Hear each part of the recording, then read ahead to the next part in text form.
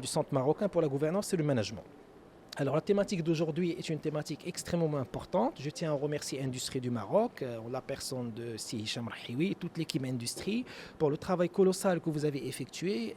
Effectivement, c'est une thématique qui nous touche, qui touche le quotidien du Marocain, le vécu aussi du tissu entrepreneurial marocain. Et vraiment, c'est une thématique qui nous interpelle tous ensemble aujourd'hui.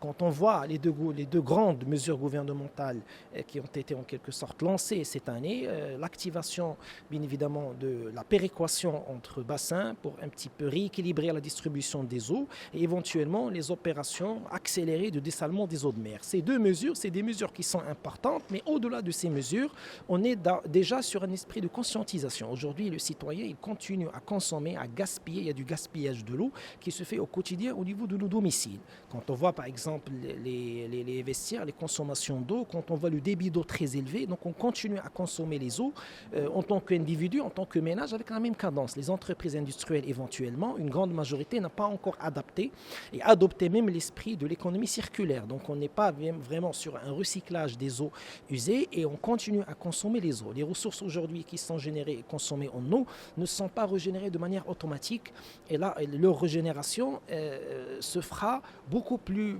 lente qu'auparavant. Quand on voit par exemple le taux de remplissage des barrages, quand on voit la durée moyenne de neige aujourd'hui au Maroc qui est reculée de 45 jours à 15 jours, quand on voit le recul des précipitations, hein? Oui. Heureusement qu'il y a de la neige, mais globalement, on est sur un recul en termes de durée de neige et ça pose problème.